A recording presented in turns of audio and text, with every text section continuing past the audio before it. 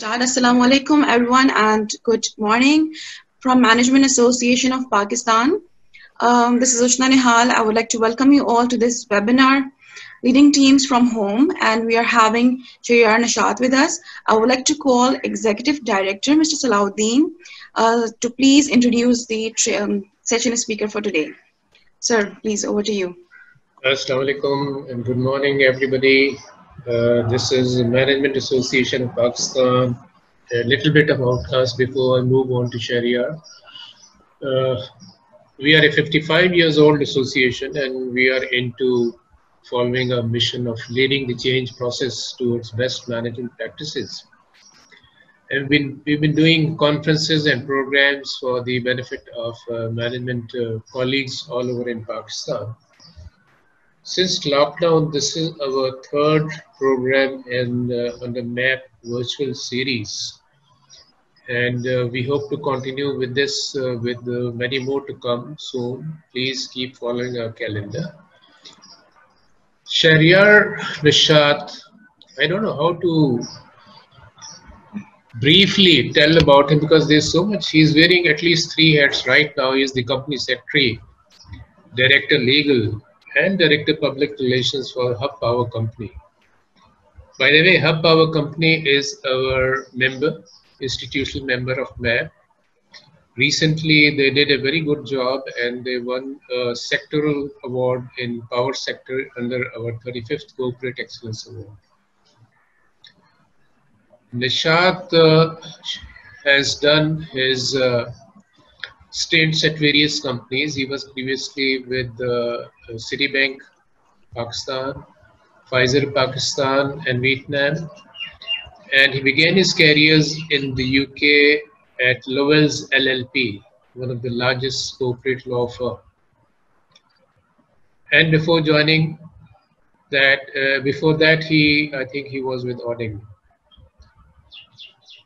From there he moved to ICI Pakistan as the legal counsel, and now he is with Hub Power.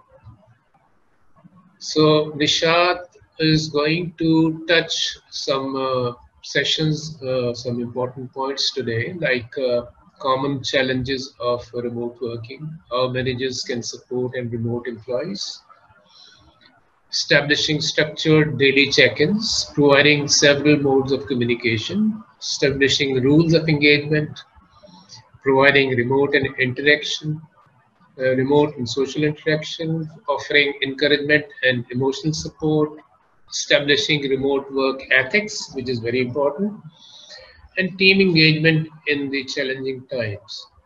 And when we are at the end of the presentation from Shahrayar will be taking your questions. So please kindly put your question in the chat format. And from there on, he will answer your questions one by one. So over to Shahrayar. Thank you, Salahuddin sir, and welcome everyone. So as with, before we start, as with these remote training sessions, it's usually, we all have to be a bit patient with the technology. We all get some sort of technology issues, but we'll hope for the best and kick off. I'll share my screen so that we can see the presentation material.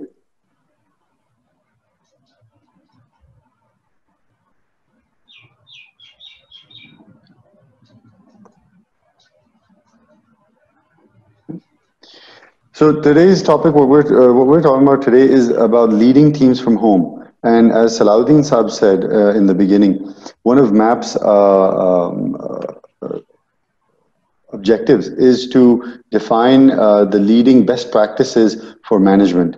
And in these trying circumstances that we find ourselves in with COVID-19 pandemic, where we are all in a state of lockdown and working from home, this is one of the key issues that is there for all of us. Now, in response to the uncertainties presented by COVID-19, almost all companies have asked their employees to work remotely. Whether it's from home or from remote locations, if you're at a plant and there's a colony and you're working from there. This new reality that we're faced with has left many employees and their managers working out of the office and separated from each other for the very first time. remote working is not something that we are very, that is something that is, it's not something that is common for most of us in Pakistan. Although it's a concept that had recently started taking hold in other parts of the world.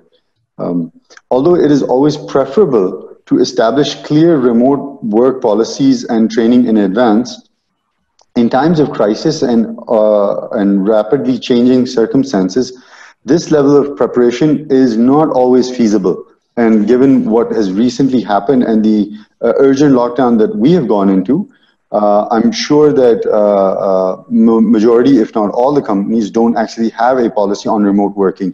I know some companies had already implemented some of those, such as Unilever and P&G, but I don't think other companies had anything in place for remote working. But at the same time, there is a lot of research-based steps or items or modus operandi that is available to people like us to access and then use as the tools for engagement for our remote employees to ensure that their product level and their engagement does not go down. Now, there's a very famous saying that many people can engage or manage a remote team, but leading is very different. Being a leader requires you to go further than just simply managing people. There's a term that I always like to look at, which is defined by Building the Best, which is a publication, and that says a leader is someone whose actions inspire, empower, and serve in order to elevate others over an extended period of time. So I put up a picture there of a recent social media post that we did at Hubco about our employees working remotely, we did a series of these posts, and I put up mine, and that's me sitting there in the TV lounge with two of my kids in the background. And this is, as we'll discuss, this is probably one of the, not the worst, but not the ideal example of working remotely or working from home. Now, as managers, some of us have a lot of anxieties when it comes to remote working. And I thought I'd put up a little bit of that over here, and I'm sure many of you can relate. As a manager, you feel that your employee is going to be sitting at home saying, "I'm working remotely," whereas you're thinking, you're not even remotely working, right? The other one is the other one I quite like, which is the employee is saying, "I like working from home. It's much more comfortable sleeping in my bed than in my cubicle." So that's just one of those things that we're always afraid of. But then at the same time, your employees also who are working remotely have certain anxieties. They have certain fears as well. And what is the reality that they're living in? That's something that we need to, as managers, as leaders, understand and appreciate. And I think when we do that, and the employees that we are dealing with, when they have an appreciation of our anxieties and our feelings or our fears, I think the common ground that you can find, or the equilibrium that you find, will assist you in taking this forward. Some of the anxieties that your employees might be feeling, which you might be feeling or having to go through as working from home, are up there as well. There's a picture, well, there are two pictures of complete disaster going on at home while the person is trying to work. Now, what are the common challenges when you're working remotely? And a lot of this is basically working from home or working from any environment that is not your regular workspace.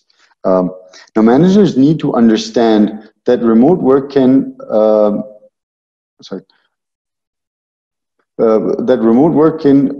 be especially demanding, even with high-performing employees or employees that are highly motivated. Even they can face a decline in their job performance and engagement when they start working remotely.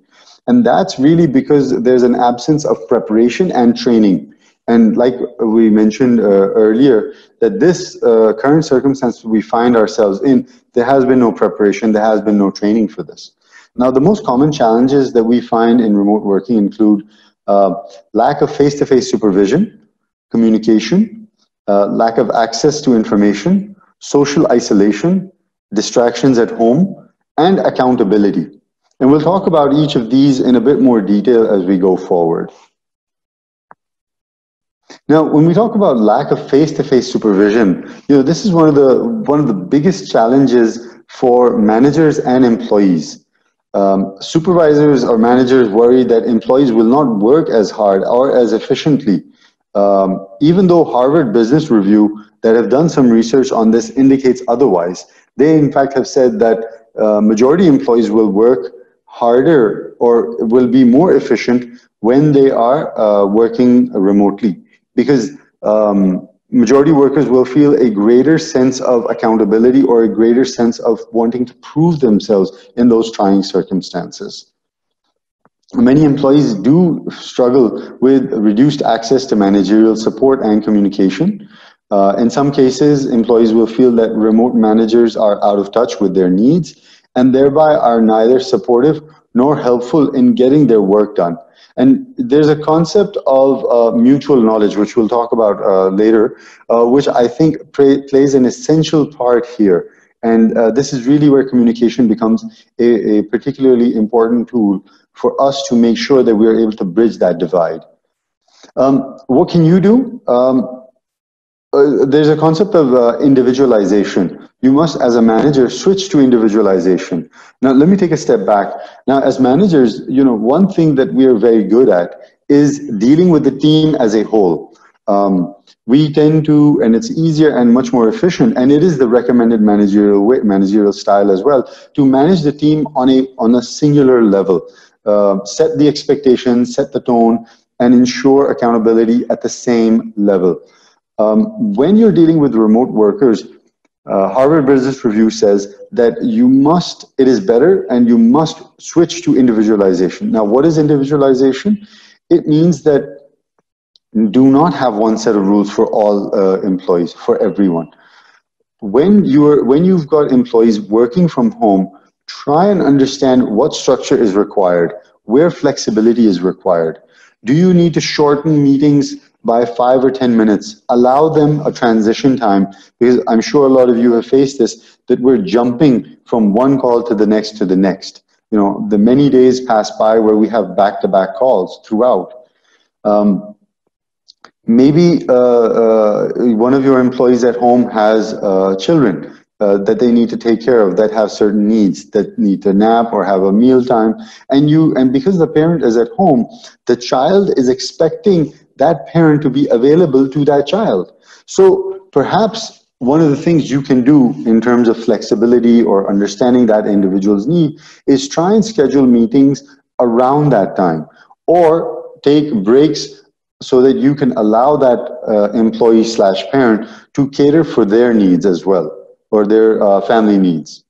Obviously, with a view that work takes precedence, and if there is anything urgent, that needs to get done first.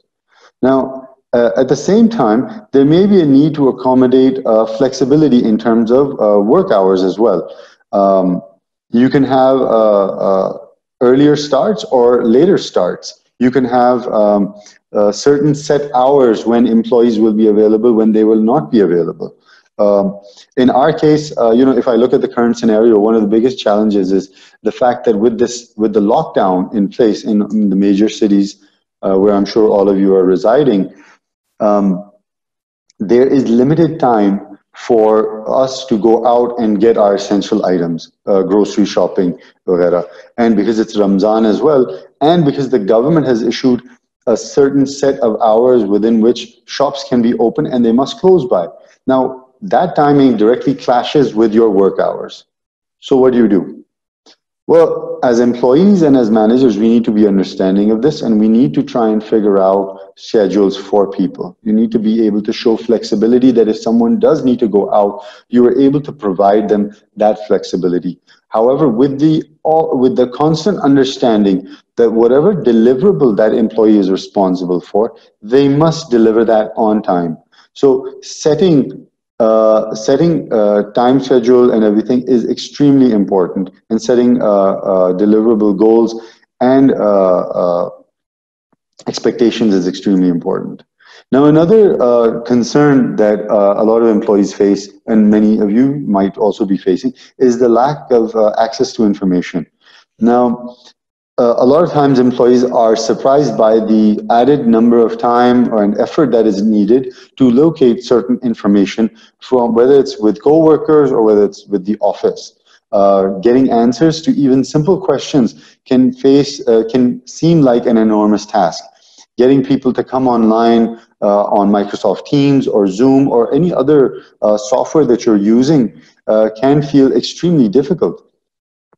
And that is something that people are facing, are seeing as a major challenge now. I'm sure a lot of you can relate to the fact that, when you're in the office, a lot of times it's very easy to just simply get up, walk over to the next office and speak to your colleague and get the information in hardly 2 minutes. But now with remote working, you need to first check, is that person available? Are they on another video call? Are they involved in some other project? And can you disturb them? And then you get on a call with them and try and explain to them what your need is. Whereas, and explaining your need over video call or over an audio call is much more difficult than it is when you do a in-person communication. Now, this phenomenon extends beyond task-related work to interpersonal challenges as well that can emerge among remote co-workers. And this is the concept of mutual knowledge that I talked about earlier. There's research done by Catherine Durnell of Organization Science, in which they looked at the interaction or the lack of mutual knowledge among remote workers translates to a lower willingness to give coworkers the benefit of the doubt in difficult situation. Now, what is this mutual knowledge? So I'll share with you an example. Now, if you know that one of your office mates or your colleagues is having a rough day, you will look at, and if you receive a sort of a short or curt email from them, you look at that and you'll say, okay, this person is under stress, so I'll let it go. Or you'll ignore the tone in that email, the harsh tone in the email. But if you are working remotely over a long period of time, which now all of us have been, and you receive an email which seems a bit short, which seems that the tone is a bit harsh, you would not understand the circumstances of why that person used that tone with you in that email. And you are more likely to take offense or to think that this person is not professional or that person is not acting with the right intentions towards you. And that can cause a lot of miscommunication or misunderstanding amongst you and your coworkers. And this is an element that we need to talk to our employees, to talk to our teams about. Make sure that they're communicating with each other as well. And, as managers, we are expected to be effective communicators. That is part of the job. And I'm sure all of you are. But when you have to take this on the, when you have to communicate remotely with people, when your face-to-face interaction has been limited, then it's a completely different ballgame, because employees pick up a lot of communication from your body language as well. They read your body language and they attune to what you're saying. That doesn't usually happen even in video calls, even though you're able to see me and you can see the emotions that I'm expressing, and you can see my body language to an extent, you can't really feel it the way you would feel it if there was face-to-face interaction. Now, as humans, we share mirror neurons that allow us to match each other's emotions. This is done at a subconscious or unconscious level, and it is done on an immediate level. So again, this goes to the very heart of how we're communicating in these trying times. And it's no surprise that loneliness is one of the most common complaints that people have when working remotely. Employees miss out, and I'm sure all of you do as well, you miss out on the informal social interaction that you have at the office. When you're having a cup of tea or a cup of coffee, how you interact with your colleagues, whether it's your team members, your seniors, or your peers. And over a longer period of time, and as this work from home or lockdown situation continues to evolve, this isolation can cause any employee, no matter how motivated they are, to feel less belonging to not only their organization, but to the overall team as well. And that can result in increased intention to leave the company. And that's not their fault. That's not your fault either, and that's not the organization's fault. But that is just a byproduct of this remote or social isolation that we are facing right now. You know, at times we see one of the other things that we touched upon is distractions at home. You know, I showed you a picture of myself up there in the earlier slide, sitting there. That was my lounge, sitting with my laptop on the coffee table and my kids in the background playing. And we often see these photos representing work from home or remote working, which portrays that a parent is holding a child, typing on a laptop, sitting on a sofa in the living room or in their bedroom. And like I said, this is a terrible representation of what effective remote working or virtual working is all about. Typically, what we should do and what we see is with effective remote workers is that those workers have a dedicated workspace and adequate childcare facilities allowing them to work remotely.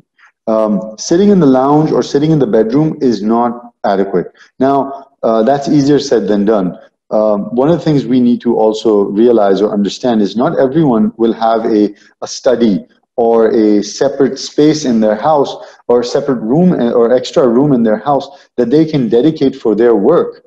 Having said that, it is extremely important that we encourage our team members, our colleagues, the people that we're working with, all our employees, that when working remotely or working from home, they must have a dedicated workspace. I'll give you my own example. Contrary to what the picture showed, I do have a table that I have set up where my laptop is set, where my chair is set in a certain position. I have my tablet and my phone and chargers and plugs close by, and everything is set in a particular way, which allows me the mental space and peace of mind that when I sit down to do my work, when I log on to my computer and work, I'm there and I can concentrate without too many distractions. Of course, distractions do still happen. Children will still walk into the room. You know, I don't have a separate study where I live, but I do have a guest room which I'm using. Just in the same way, I would encourage all of you to have that conversation with your teams. Talk to them about making sure that they have a dedicated workspace. One of the advantages of doing that is that when you have a dedicated workspace and you set it up like that, psychologically it has a play on the employee as well. They feel that that is their workspace. They start recognizing it as such.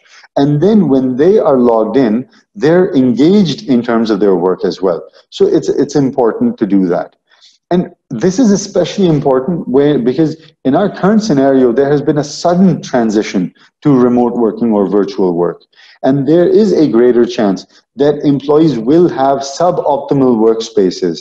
And I'm sure many of us have that as well. So just imagine what your employees or what your team members are also going through in terms of workspace, but also in terms of parental responsibilities.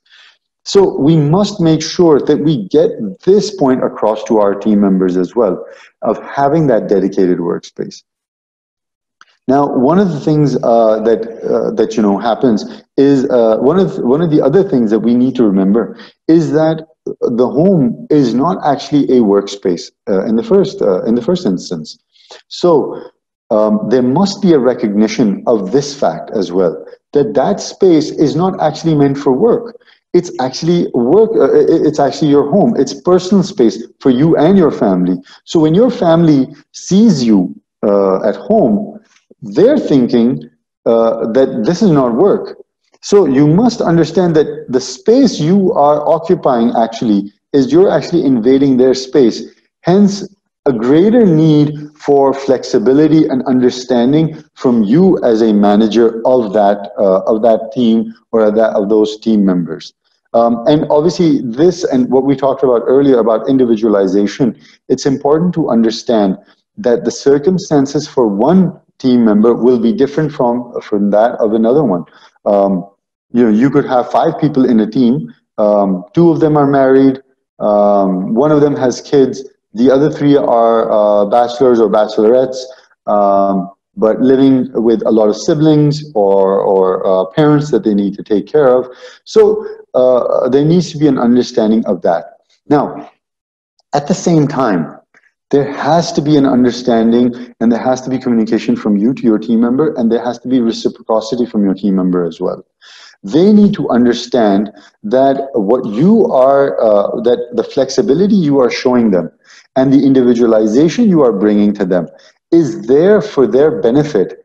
And at the same time, you are going to hold them accountable, and you are going to you want to make sure that they stay responsible to the work that they have to deliver to you at the end of the day. And we'll talk a little bit about accountability and ethics a little bit later on. Now, so this is something that, I'm sure that plays on a lot of people's minds, and as managers and as leaders. And this is plays into the earlier cartoons that I showed you about the anxiety that we feel as managers. And I certainly have these, I'm sure many of you do as well.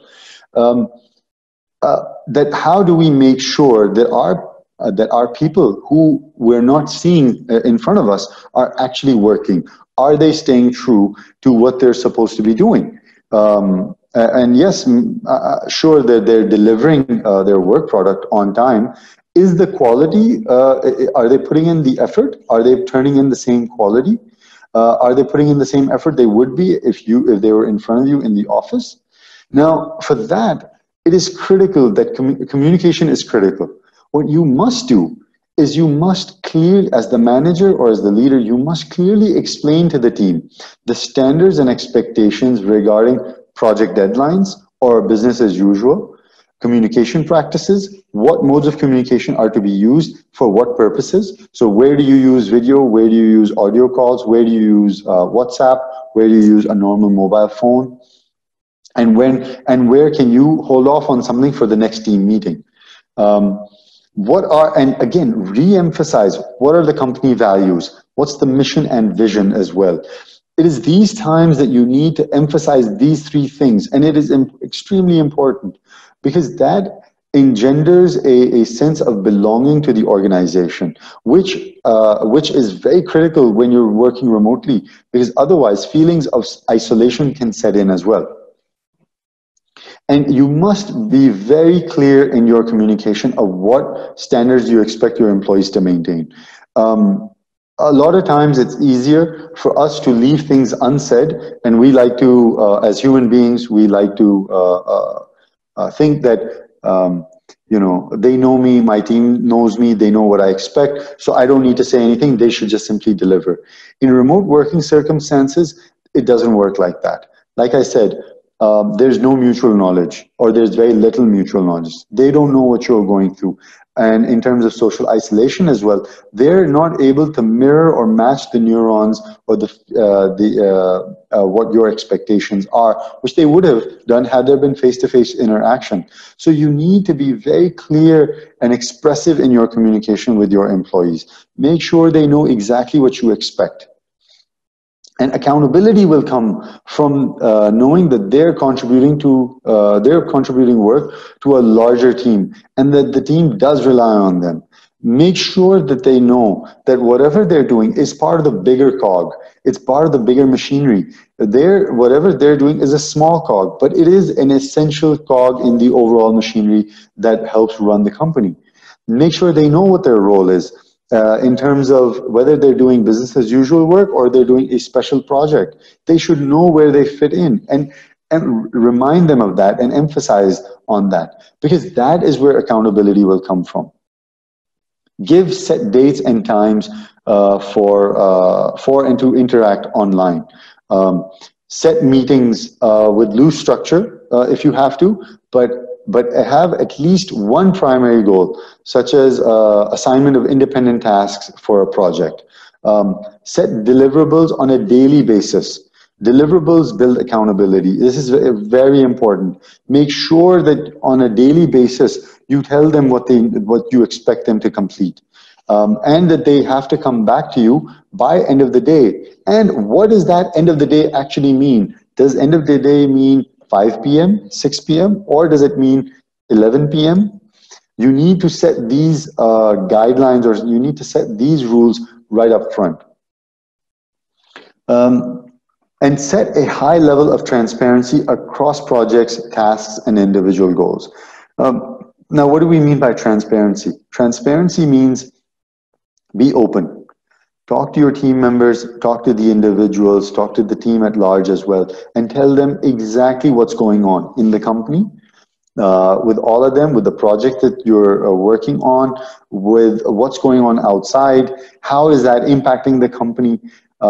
You know, a lot of people have anxieties right now. A lot of people are facing anxieties about whether or not there's going to be a pay cut or not, whether or not there's going to be job cuts or not, whether there's going to be an increment or a bonus at the end of the year or not, or how is this going to impact the overall business of the company or the profitability of the company. Is the company even going to be a going concern once this entire pandemic is over or the lockdown comes to an end?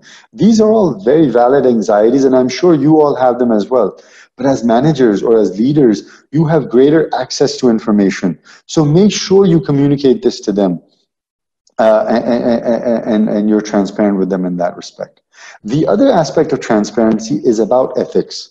Now, this is a crucial element, and this is highly subjective. Now, the entire concept of managing teams through remote working is very subjective, but on work ethics is highly subjective. The reason for that is that you need to see your team. How have they been behaving or interacting when remote working wasn't there? As managers, you have a better understanding of their personalities, of their work ethics as well, and their level of motivation.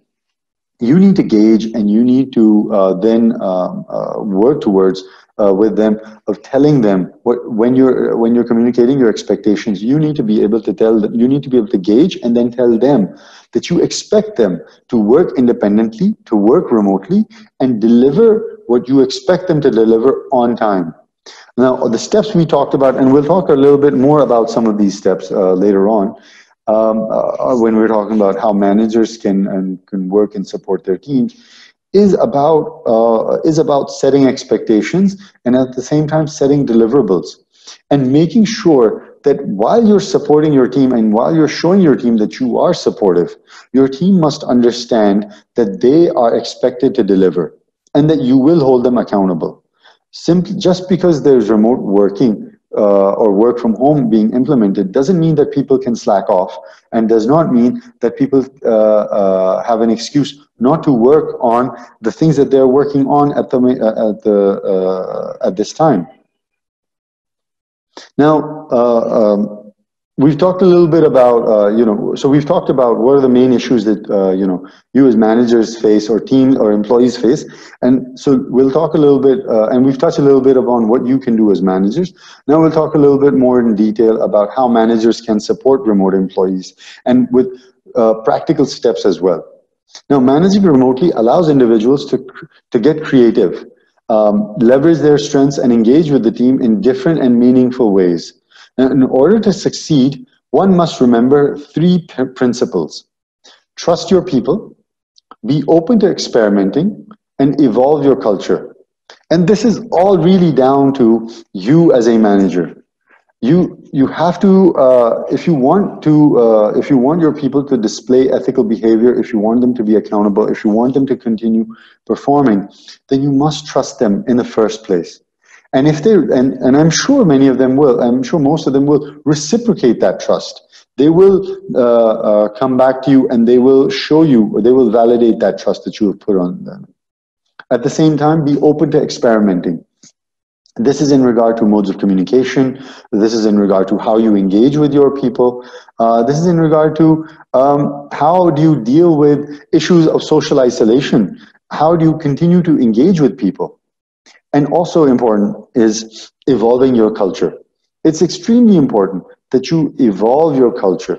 We're all very attuned to or set in working in a certain way, which is more inclined towards face-to-face interaction or human interaction, and sitting in a defined office space and working out of there.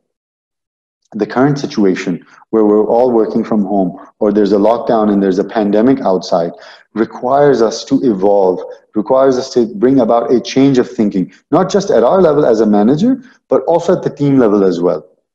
Now, these three principles don't really come naturally to us. So let's talk about certain steps that will help us. And these will help us set deliverables for our team. These will help us in terms of our communication with our team. It'll help with feelings of social isolation as well, and the lack of information that people sometimes face as well. Now, establish structured daily check-ins. What are structured daily check-ins? This is something that, when you talk about with people, it seems like common sense. But, the saying that common sense is sometimes the least common thing. What happens is that one of the things that us as managers can do is set or establish a daily call with your team. And that can be at the very top of the morning, or it can be towards the evening, say around 4 or 5 o'clock. This can take the form of a series of one-on-one calls or a larger team call. It depends. You have to gauge your team members and see, are they working, or the kind of work that they're doing, do they need to be dealt with individually on an independent, on a one-on-one basis, or is the work that they're doing more collaborative, so therefore you need a team call? The other thing is that these calls, you can set the frequency as you feel necessary, but daily check-ins is what is recommended. You can also set daily calls with cross-functional teams as well, if you are working on a particular project and you know that the timelines are tight. But the most important feature about these calls is that the calls are regular, they're predictable, and that they are a form in which employees know that they can consult with you, and that you will hear out their concerns, they will listen to your concerns, and that questions and answers will be done. This is very important as a key feature of a daily check-in call or a structured call. Now, we talked a little bit about this already, about different modes of communication and using technology. I think we are very lucky in this day and age to have so many various modes of communication available to us. Right now we're sitting on Zoom. I think maybe 15, 20 years ago, this could not even have been dreamt of, that such conferences we would be able to do. Where people sitting in multiple cities, multiple countries could join in and listen and look at a presentation being run remotely as well. But at the same time, what we must recognize is that the majority of our language is nonverbal. And when managers are forced to limit the nonverbal cues available to their direct reports, this increases the chance of miscommunication, defensiveness, and conflict within the team and amongst managers and their employees. Now, managers need to communicate with their teams in multiple ways and through multiple mediums, and to keep expectations clear, to reinforce priorities, and to help understand and address barriers in terms of maximizing the team's work while they are away from their office space. One of the things you can do as a manager is ask your employee how they prefer to be contacted. Now, this is for the one-on-one calls or for the independent calls. Do they prefer text messages, WhatsApp messages? Do you have a WhatsApp group for your team? What timing suits them? We talked a little bit about this earlier. So these are things that are critical. And also, you must also try and understand what kind of infrastructure or setup do they have at home. It's now almost taken for granted that everyone will be able to do a video conference from their house. And while it's reasonable to a certain extent, it is unreasonable to a certain extent as well. Because remember, video conferencing, while yes, it is available now because of Zoom, Microsoft Teams, WhatsApp as well, and other software that allows you to do video conferencing. Video conferencing does take up quite a bit of bandwidth on the internet, and when you're using the internet at your home, people can have different kinds of internet service at home. They might have a high-speed broadband, they might have low bandwidth on their broadband, or they might not have access to very reliable broadband or internet. So it's important to understand that as well. And if audio calls are better, then for the greater good, maybe stick to audio calls. One of the key mistakes that managers make is that they rely too heavily on emails. What happens is, what we see a lot is that people will send an email and they'll think, okay, that's good enough. When you're in the office space, that might be good enough. But when you are working remotely, emails are not sufficient. You must use your phone. You must use Microsoft Teams or Zoom or any other mode of communication that you have to tell the person who you have emailed that you have sent them an email, remind them of what deliverable they are. And remember, when you're emailing somebody, you're typing out the message. Whatever you have typed out will never convey the full message. It will never convey the full expectation that you have. So it is always better for you to pick up the phone, send them a WhatsApp, actually call them, have an audio call at the very least, to make sure that your expectation and the message that you are trying to put across in that email has come across clearly and smoothly. Now, remote workers benefit from having richer technology, as what we were talking about. And that can help us, and that certainly helps, given the fact that, we can't really meet face to face. But while video conferencing has a lot of advantages for smaller groups, it can have certain disadvantages as well. And it allows for greater sharing of mutual knowledge, what we talked about. So video conferencing is the preferred mode of communication. Now, the other thing that us as managers need to do is establish rules of engagement and make sure your employees know that these are rules, that they are not to be deviated with, and you expect everyone to follow these. Remote work can only be efficient and satisfying when managers set the expectations that they have and the frequency with which they have. You must also set rules in terms of how you are going to engage with people, with your team, the frequency at which you're going to engage with them, the time that you are going to engage with them, what mode of communication are you going to use, video, audio, etc. And also different modes will be used for different things. So if something is urgent, then you will call them on their phone or you'll send them a WhatsApp message. If something is not so urgent, then an email might be sufficient, or you may want to wait for the next team call and raise it at that point in time. But these rules of engagement should be set upfront with the team so they all know that what mode of communication should they be wary of, what should they be checking while they're working remotely.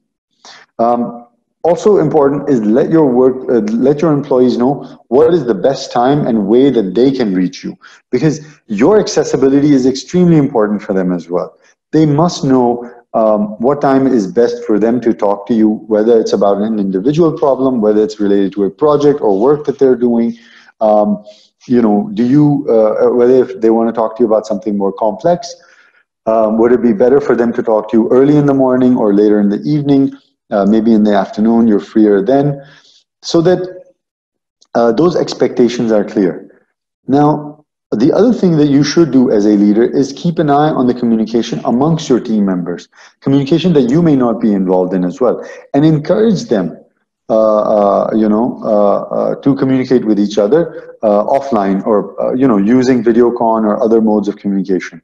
Now, I said keep an eye on the communication, and I also, but I would warn, don't become a stalker. Don't start questioning them or hounding them that, are they talking to each other? They will, of course, talk to each other. They're teammates, they're colleagues, and many of them are friends. So I'm sure that they're talking to each other, and they share information as needed. But But when you're working from home, there is a greater need to continue to remind people to collaborate with each other.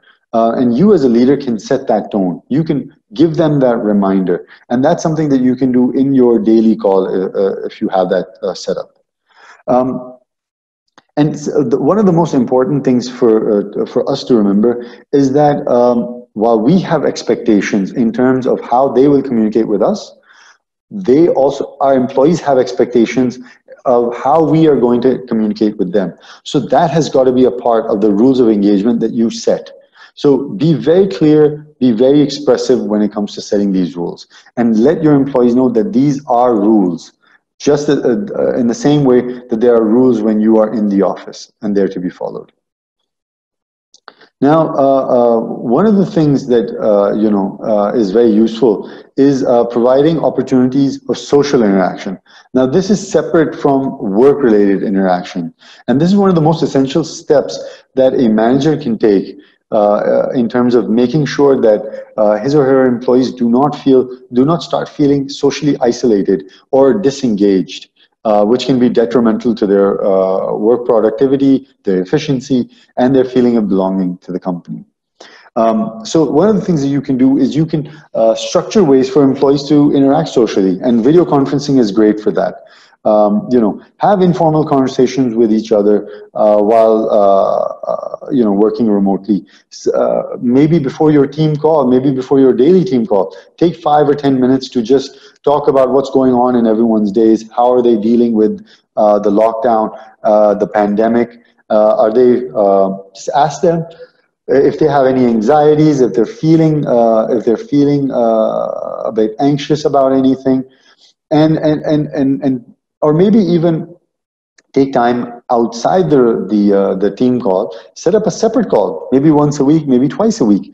And that call can just be, does not need to have a structure as such, but it can be just about anything other than work. It can be, just anything related to non-work. You could talk about, how people are keeping busy. I know a lot of people have taken up cooking or baking at home because of the lockdown. Maybe talk about that, or maybe talk about how people are staying fit as well during this time. A lot of companies abroad, and I know a few companies in Pakistan also did this.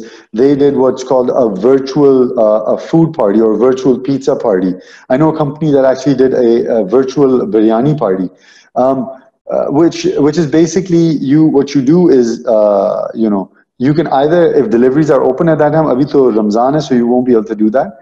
But maybe you can do this after iftar, or you can do a virtual iftar party where everyone just logs into a video call and you have the food together. Everyone can have the same food. You can coordinate from before, or as a manager, you can arrange for delivery for each of your team members' houses and have the food delivered to their house. And then once the food is delivered, everyone logs in and they enjoy that food together, and they obviously have a nice conversation together. And as we know that, having a conversation over food is something that we all as Pakistanis greatly enjoy and love, and it's something that that engenders people to each other. So that's something that will help in terms of taking care of feelings of social isolation as well. Now, these types of, and I know most of you are thinking this, that a lot of these events seem artificial or they're forced, and you might be right, but according to Harvard Business Review, experienced managers of remote workers and the workers themselves that have done this have actually said that these events help reduce feelings of isolation, and they promote a sense of belonging. So it might sound surprising, but it seems that it does work. So if you have team members that are feeling a bit down, that are feeling isolated or feeling anxious, then I would recommend that try this. It might just work. The other thing is that, as a manager or as a leader, is for you to offer encouragement or emotional support, especially in the context of abrupt shift in our current environment where we've abruptly shifted to working from home. It's important to recognize the stress that employees that go through the anxiety and the concerns that they have, and empathize with them and their struggles. And when you do that, you'll find that any employee that was struggling earlier, they will actually open up and they will start delivering on what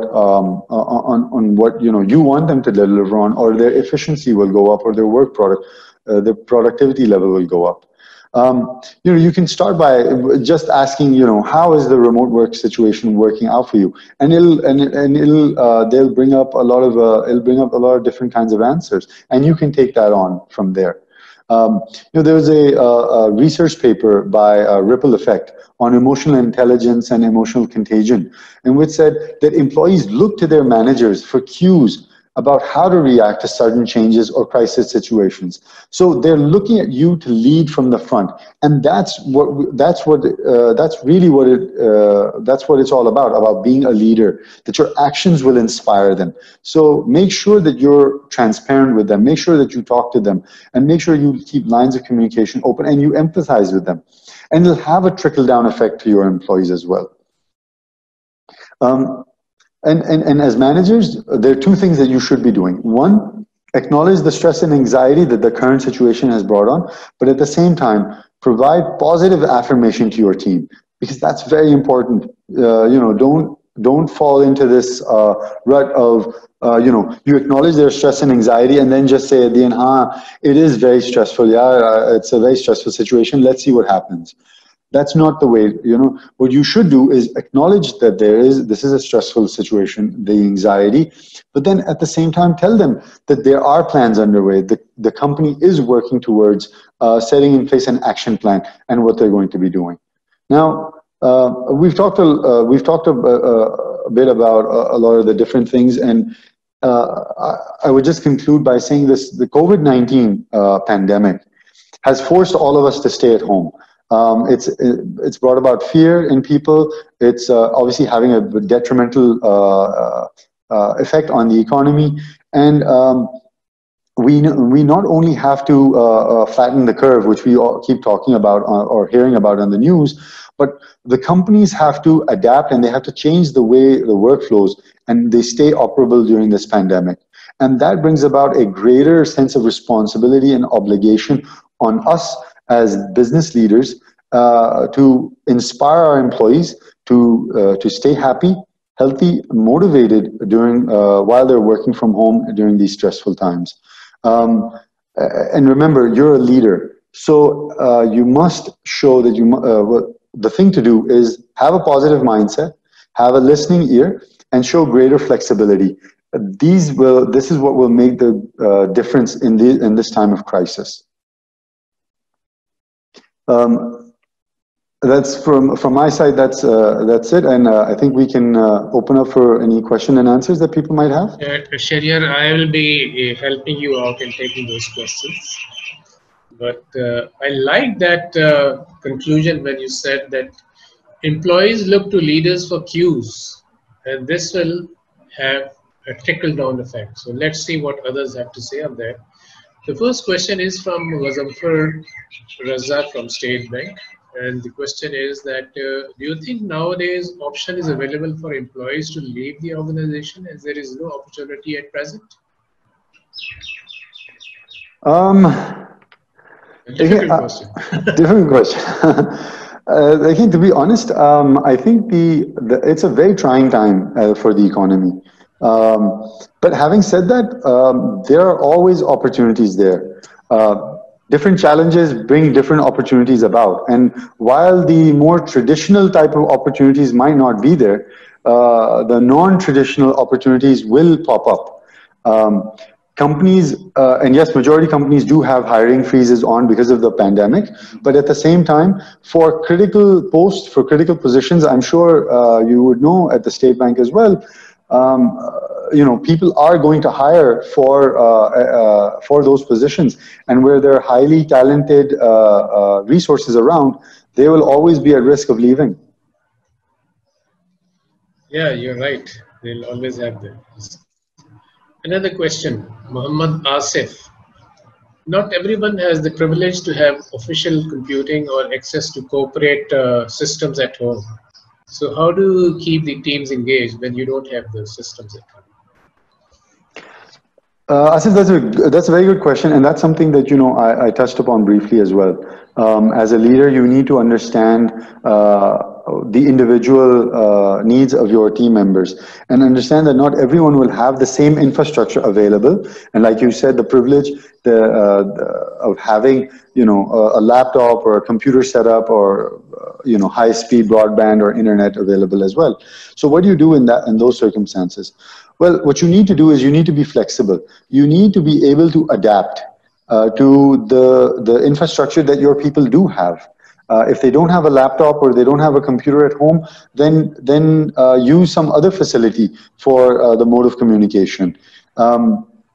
Also, one of the things to consider actually is that if your employee doesn't have a computer or laptop at home, then should you maybe talk to your company or your boss and make some sort of arrangement for them to have a laptop if that's what their job requires and you need them to be working from home. If that's possible, great. If not, then look at other modes. What else can you do? Is it possible for you to stay in touch with them over a mobile phone? Do they have 3G connectivity or 4G connectivity? And try and find workaround solutions for that. But again, individualization, that is key. You need to understand what they have and work around that. Good. Another question, Anwar Goplani. He asks that, do we have any Pak-based research data on working from home? Any Pakistani data for research, from research? To be very honest, I'm not aware of any Pakistan-based research on remote working or work from home. There might be some out there. There are a lot of really good HR firms out there. There's some very good research firms out there that do a lot of good work. So there might be some, but I don't think it is very easily available. At least I have not come across it. The reason why I quoted some of the other research that's a bit more global was because remote working is not a concept that is new for companies outside Pakistan. It's a concept that millennials have adopted, and a lot of companies have adopted quite widely in Europe, in the US, in other parts of the world, in Southeast Asia, for example. And there has been a lot of research done on that. And they have years and years of learnings on this. So it's good for us to look at that learning and see how that fits in with our culture. And I think you're right that there needs to be Pakistan-based research on this as well. Okay. Muhammad Islam Ahmed, he asks that can results of working from home impact rate of employment and retrenchment with reference to cost effectiveness versus performance? I think that this is something that a lot of companies are going to look at. Certainly, we know that companies abroad have already started looking at this very seriously, that with work from home, with this pandemic, one thing that this pandemic is starting to show companies and shareholders, to be honest, is that the old concepts of bricks and mortars, having buildings, having set offices for large teams, that's no longer that necessary. Yes, you do still need a physical presence, but do you need that very large presence? Can you have more of your workforce working from home? Because obviously the more people you have in an office space, the more cost it has associated with it. So that is something that I think companies are going to start looking at. Companies abroad have already started looking at, and many of those companies have presence in Pakistan. If those MNCs start implementing those policies here in Pakistan, then we might see a trickle-down effect with local corporates as well. Okay. Muhammad Ijaz asks that how to manage a new team member joining team after the lockdown. So somebody joins just after the lockdown and he hasn't been to a physical office probably, and then how do you motivate him or manage him? I think that is going to be probably one of the biggest challenges for any manager to face in this current scenario.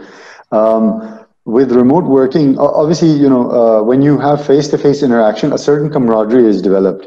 So what do you do? I would suggest, double down on communication with that particular team member. Make sure you tell your other team members to engage with that team member more often than required.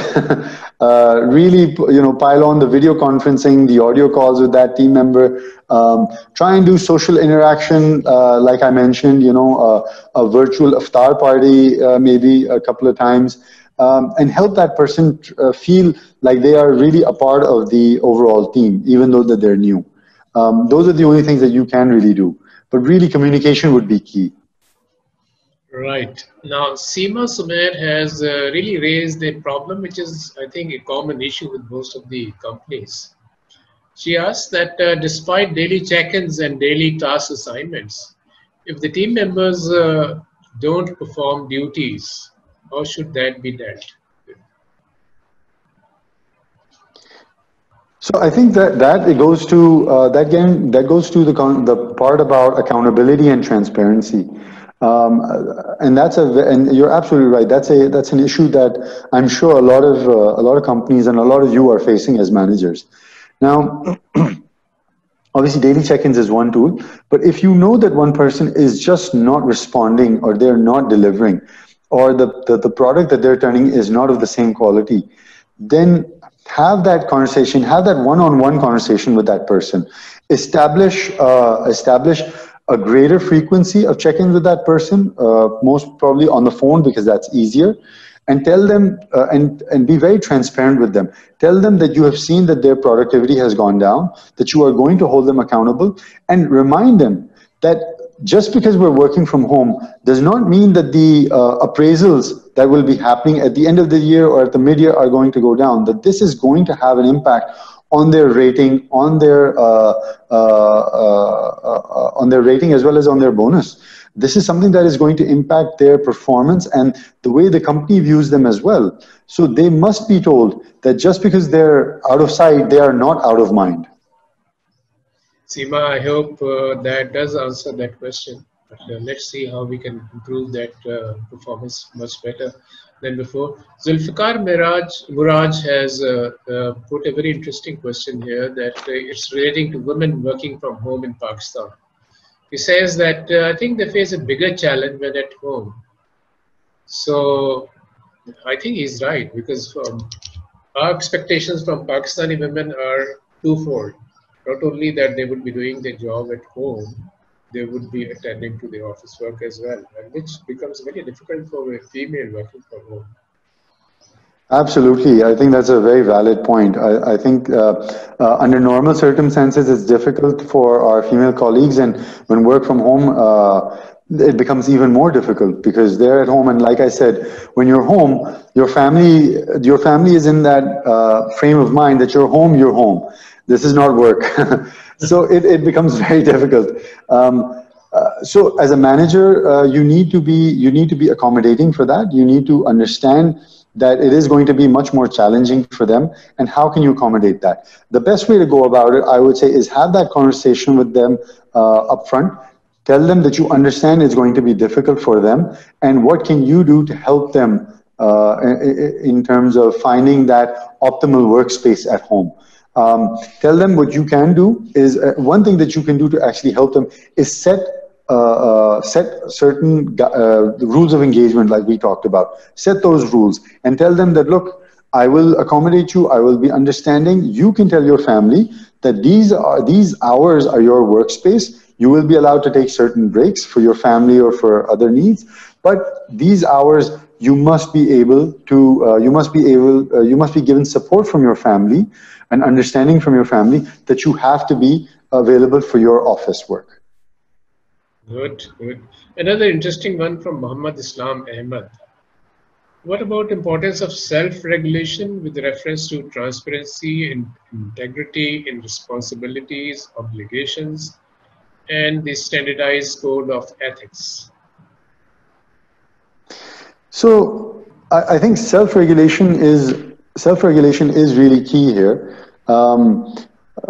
But I think the issue that a lot of us face is that while we would all like to believe in an ideal world that we would be able to self-regulate, or we would be able to hold ourselves accountable for the work that we're doing, there are times that all of us slack off, and especially when we're at home, we do tend to take some additional time off, or we do tend to we tend to take some additional slack.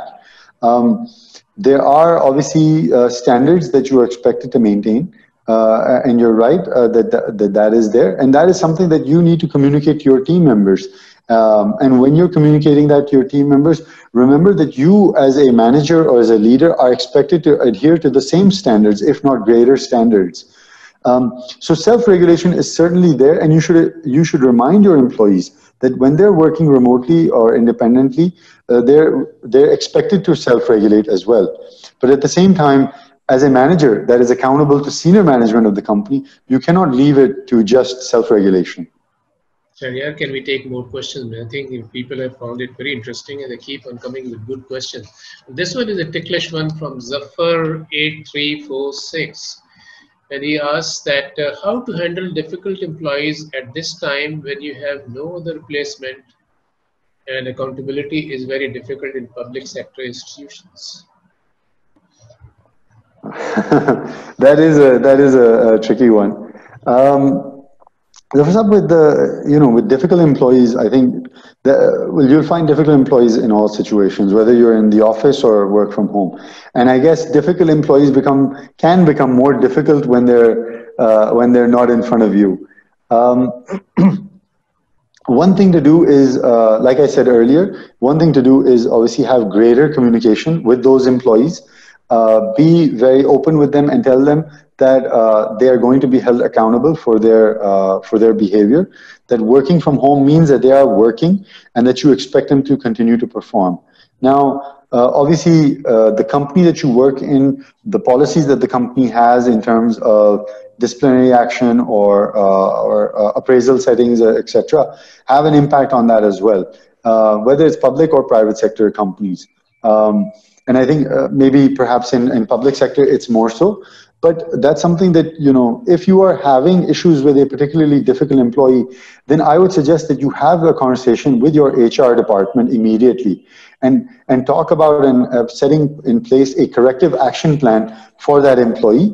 And if that employee, and let that employee know that corrective action plan is being set there to fix their behavioral issues and bring them at par with the other team or with the standards of the company. And then that if those standards are not met and if their behavioral improvement is not seen as part of the corrective action plan, then further disciplinary action may need to be taken by HR. Shahrayar, another ticklish one. Out of a team of 4, one is required to be physically attending the office due to the nature of job. So he feels rather others working from home are more privileged and he feels demotivated. How to balance this out? So that's an interesting one. One thing that you could do is, as human psyche goes, we all want appreciation. We all want recognition and appreciation for our efforts, for our work, even if there is little or no work. But we all want that appreciation and recognition. If there's one person in your team or more than one people that are required to actually be physically present in the office where the others are working from home, then I think maybe go a bit out of the way and appreciate that person a bit extra. Let them know that the fact that they have to come in physically to work is appreciated by not just you as their manager, but by the company as well. And maybe do that by way of recognizing that in writing, on email. If you're the head of the department or if you report to the head of the department, then send that email to the head of the department and copy that employee so that they feel that their effort is being recognized. It's something that is being appreciated by the company. I think that's the proper way to do it. Faisal Ahmed Sheikh asks that how to manage conflict among subordinates, peers during the lockdown period. Sorry, could you repeat that? Could you repeat? Manage conflict among subordinates and peers during the lockdown period? I think, with larger teams, there will always, or even smaller teams, there will always be conflict. The way I would deal with conflict is to address it head on. Don't let it simmer. If you can see that conflict is brewing, a lot of times one of the mistakes we make as managers, regardless of whether it's in the office space or remote working, is that we let it simmer. We like to take the view that okay, ye khud hi resolve ho jayega. Yeah, they'll talk it out amongst each other, or it's not my issue right now until it comes to me. I would say wherever you see a conflict brewing, address it head on. If a conflict has already arisen, a full-out conflict has arisen, then take it, have one-on-one conversations with the people, try to get to the root of the conflict, and make those individuals that are involved understand that this is detrimental to the overall team environment and the work environment. Make them understand that this is not what you expect of them, and that this is not in line with the company's values, and that they need to resolve their conflict. What you can do as the manager is act as the bridge where they can come and resolve that conflict. The other thing that's important is to make sure that nobody takes entrenched positions. Try and get them out of their entrenched positions and make sure that they are able to come together and come to a meeting point or a compromise, if you will. Shahrayar, I'm afraid we have gotten so many questions. People have found it so interesting that they keep on adding questions, so I can't stop it here. Owais Ahmed from International Industries Limited. How to keep those employees motivated who work on the floors, or data entry operators who update day-to-day data when the operations are closed and there is no activity? I think that's certainly going to be the biggest challenge. I think where you have work for people and they're working from home, it's a lot easier because they know what they're doing then. And those people that don't actually have work and are at home, I think their anxiety level is definitely going to be much higher than everyone else. And perhaps that is where you need to, as their manager, you need to have a greater level of engagement with them. Make sure that you have conversations with them separately. Talk to them about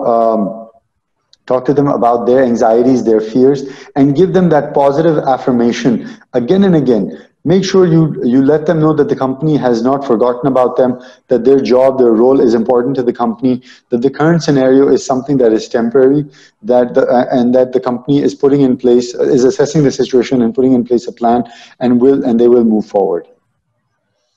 Shahrayar, you did answer Seema Sumair's question, but there is another specific one from Doris Pereira. How does a mom with two very small kids alone during the day handle the mineral water, delivery, courier, groceries, cooking, cleaning, along with calls and meetings on Teams, Zoom, etc.?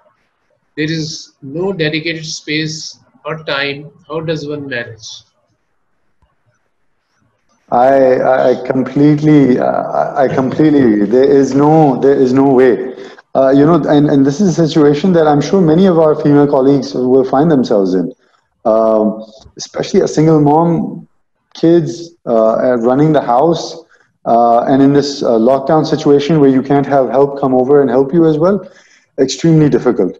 For an individual that is in those particular circumstances, the only thing that I can really say is that you need the manager of that person to be accommodating, to be understanding. These are those individual circumstances where we need to be compassionate, and we need to come out and we need to understand that these are trying times and these are unprecedented times. So we need to be flexible and we need to be accommodating. Indeed, indeed. Farhan Tahir, another good one. How about expected changes in corporate policies and practices post working from home? So I think one of the things that we should certainly expect is that going forward, companies will definitely have remote work policies. Those policies will set forward the guidelines that they expect people to follow. They'll probably have rules of engagement. They'll talk about what technology or modes of communication employees and managers can use for remote workers.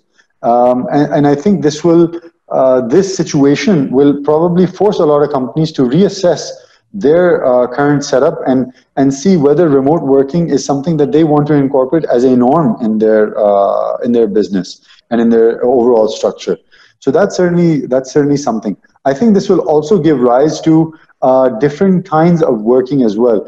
Perhaps there will be a shift from permanent workers or permanent employees to consultant-based or contractual workers that are actually working from home, and temporary workers working from home, and companies not providing the same kind of workspace anymore, and cutting down their costs and asking employees to take that on themselves.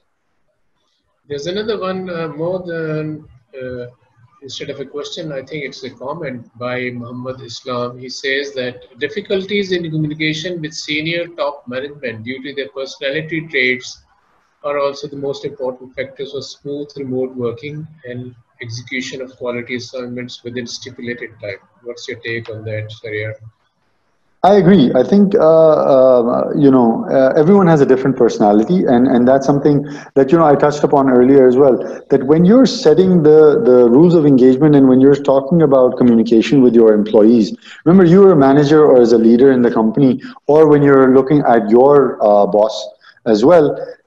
You are dealing with different personalities, and how you communicate with them it will always be a challenge. But what you can do for your team is that you can set very clearly, you can express very clearly how you expect them to communicate, what frequency you would like, and whether you are completely open, whether there's certain times when you will not be available. So it's better to set those up right up front. Another thing that you could do is maybe have that kind of conversation with your boss.